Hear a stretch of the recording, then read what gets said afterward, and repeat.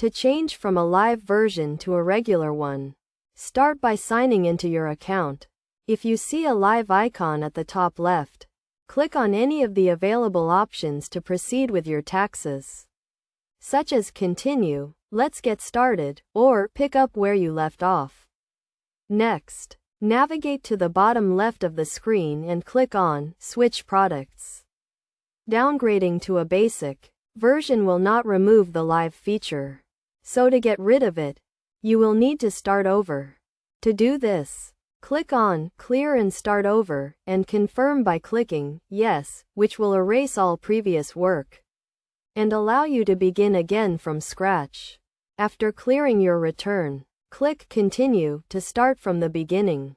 You will be prompted to answer several questions, and after completing these, you will be given the option to choose between live assisted and do-it-yourself versions. Select the Do-it-yourself, Start for Free option, which does not include the live edition. After making this selection, you will need to answer additional questions, and you will then be able to proceed with your taxes without the live feature. This process will effectively remove the live version, allowing you to use the regular version instead.